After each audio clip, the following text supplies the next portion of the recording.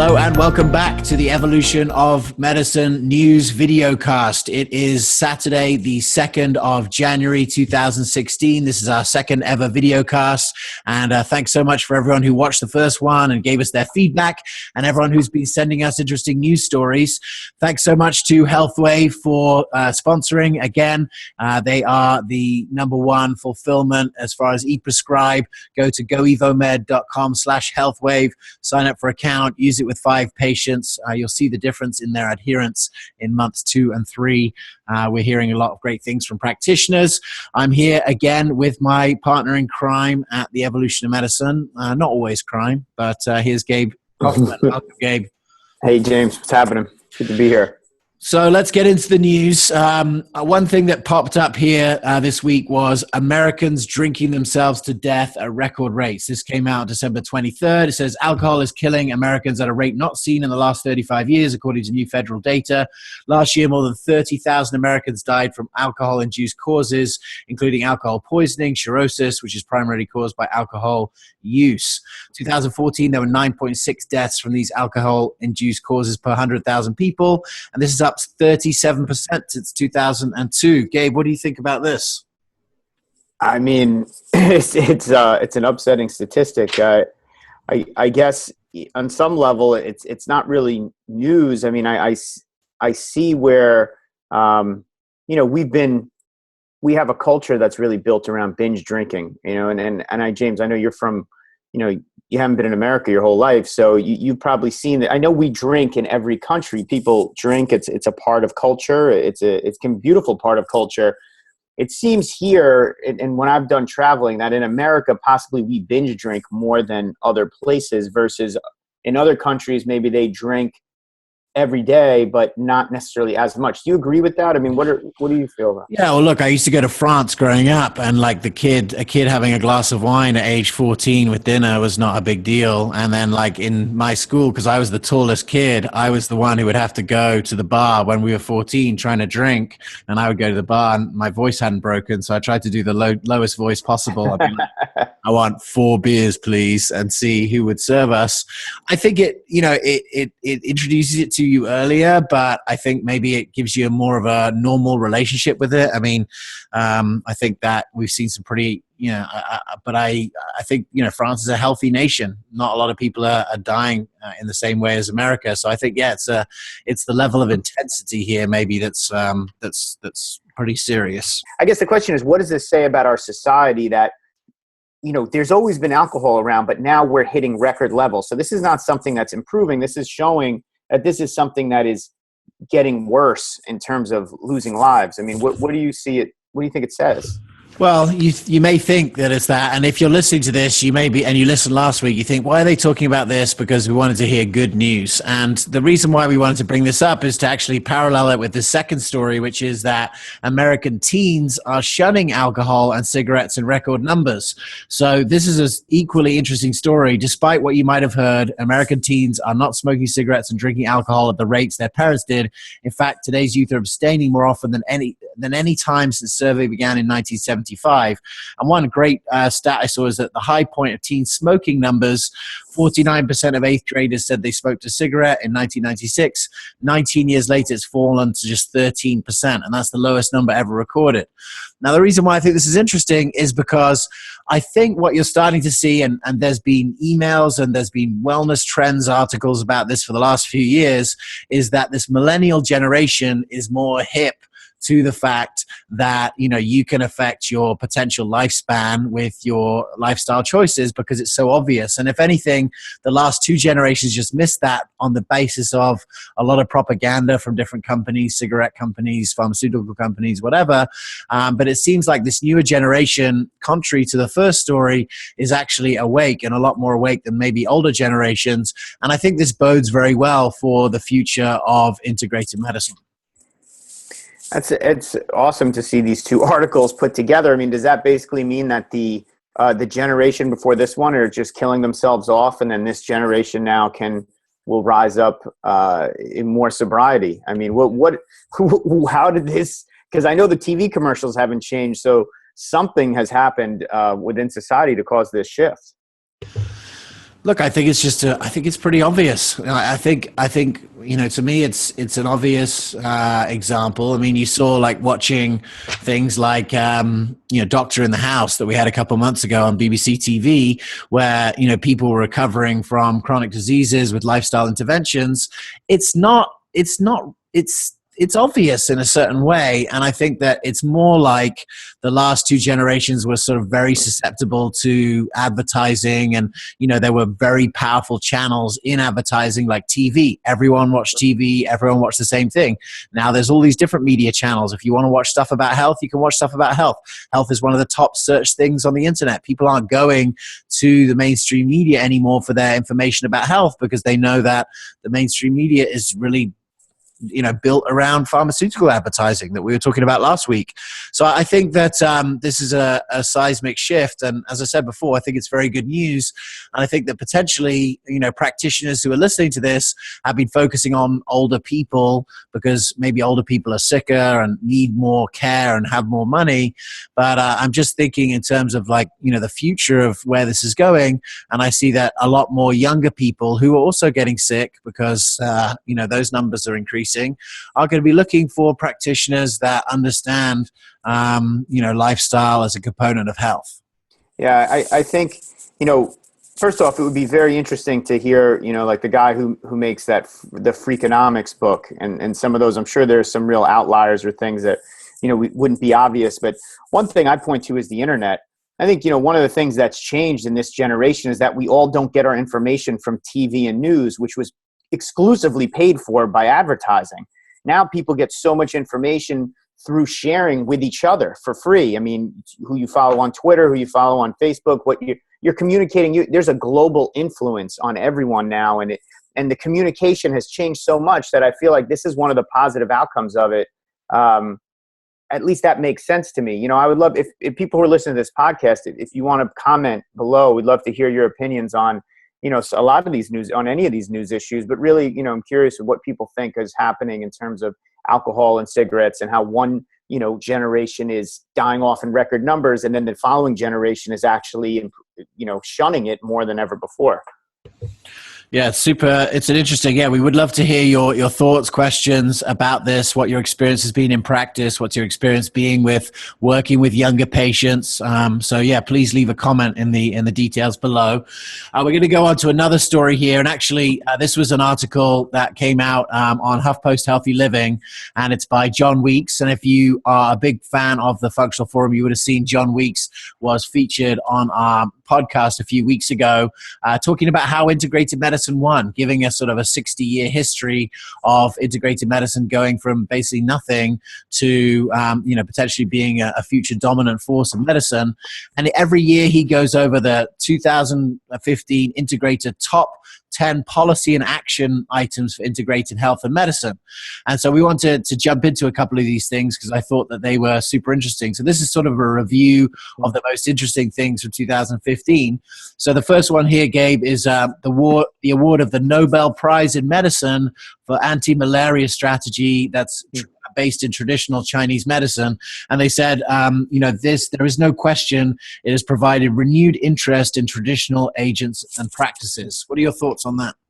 I mean, I love seeing this. And I think, having been around medicine and been around conventional and functional and what they call almost ancient medicine somewhere in this article. Yeah, Chinese medicine is a fully, and actually we had a doctor on. Dr. Jin Wan Yang. Yeah, Dr. Yang, he called Chinese medicine a fully realized medical model. And I think that was just such a great way to put it, because one of the things that I think is not always recognized is Chinese medicine encompasses everything that's going on today. Even though it was created a long time ago and it's evolved, it has a way of approaching any issue that exists today because of just the way it's constructed. So, I think it's awesome to see that medicine applied to something that would be considered a more recent issue, and to see how there has a way to resolve some of that. So it's really exciting to see that come out and to have that recognized. And I think that's, again, part of the, old and the new coming together, right? So this is the cutting edge. Yeah, exactly. We'll talk about old and new coming together. Here's the next one. This is from Harvard Medical School. Mindfulness practices associated with 43% reduction in medical services utilization. This is Herbert Benson and other researchers there. It's between Harvard and Mass General. Mass General was the site of our first ever functional forum meetup group. And here they're doing some amazing work. 43% reduction in service utilization after mindfulness practices. Here's another thing. Mindfulness meditation comes in, and now that we have the science and the ability to measure these kind of things, we can see that, okay, people who do a mindfulness and medical practice don't use as much medicine. And I would say, based on the stats that we've seen before, the majority of utilization of medicine is driven by stress that drives the individual visits, drives other uses of medicine. So if you can get your stress under control, I mean, a 43% reduction in medical service utilization, that is a massive impact on the payer system, and very exciting to see these kind of stats and trends coming out. First off, great point you're making, which is that now that we can measure, so being able to measure the results of what having a mindfulness practice actually does, and applying it to something that we would consider, hard data, or like being able to hold it up to what's going on, how people using medicine, modern medicine today. It's a great context to be able to look at mindfulness, just like looking at Chinese medicine and malaria. We're because of measuring outcomes, we're now able to show how some of these maybe more Eastern ideas are having massive impact on Western problems, which affects us financially, health-wise. I mean, across the board, it's free to have a mindfulness practice, James. I don't know if you know that. Yeah, I do know that, actually. It is free. And, look, there are apps that are coming along, technologies that make it easy for everyone to have a mindfulness practice. So I think this is very exciting. And, to have Harvard's stamp of approval is huge, too. So those were the top two stories. And the third story here, which I thought was interesting, too, was this doctor has had their work in group visits featured in Health Affairs, which is apparently quite a big deal because that's not something that is regularly crossed by integrative medicine. We featured Dr. Shilpa Saxena regularly on talking about, when it comes to group visits. It seems like this is a structure that is going to really make it easy for practitioners to be able to bring integrative medicine concepts to the masses in a way that everyone can pay for it. Meditation is free. We need to find ways to add value into the medical system that doesn't cost a lot. And here, group visits, it's an obvious way to go. Well, it's something we talk about all the time, and I speak to doctors every day, and just talking about how to leverage your time, how to do more, how to work with more people, how to help more people, how to scale your practice, how to do things in a way that doesn't just burn you into the ground. We know the biggest challenge for doctors is their time, especially doctors in the functional and integrative model, because they're not only doctors, they're teachers. They're teaching people how to change their diet and lifestyle and how to live healthier. And that doesn't happen in 10 minutes. That happens over the course of a relationship and hours of time. And if you as the doctor are one at a time sitting with each person and teaching them all these things, it can't be done this way. We don't have enough supply. So group visits is clearly a part of the future, and great part of the list. And that's the reason why the peer-to-peer support is what is scalable, and that's what you see when you do these group visits. The majority of the value that patients get from it is from the rest of the people in the room. If you have an autoimmune disease, don't you wish you knew 10 other people that had it so that you could learn from them how they've dealt with it? This is the power of knowing other people, and this is the power of the peer-to-peer community support model. So I'm glad to see that was 3 massive things, I think, in 2015 that can catapult us into a successful 2016. And speaking of catapults, there was one story on that list. It didn't quite make it to the top 3, but number 8, I don't know if you've heard of this, Gabe, but apparently James Maskell and the massive convening of the Functional Forum, the emergence of the evolution of medicine. Boom. Yeah, coming in the top 10 is nice. I did know about this. My mom very quickly let me know my name wasn't in the headline, so I heard about this very as soon as it came out, and I shared it. But the having some recognition from John Weeks in the Huffington Post article was obviously a really exciting way to end the year. And and to be fair, this is about the evolution of medicine. It's also about you. It's about where you've been this year, where you've had an impact, not just through the evolution of medicine and the functional forum, but you've been speaking all over the place. You've been traveling all over the world. And, so many people now want you to be a part of their community and their summits. And, it's exciting. I've been, really excited to watch that happen for you. And also, it's the cross-pollination, but, the evolution of medicine and, accelerating it to be acknowledged was really awesome. Yeah, super awesome. And if you see the stats in there, it says, this is a global convergence of functional medicine, 5 to 15,000 via the web, 75 to 200 meetups around the world. We had our conference this year. I mean, we wanted to start this year by just saying, look, our intention is to grow this significantly. We want to be a powerful force in bringing functional integrated medicine concepts to doctors and patients all around the world.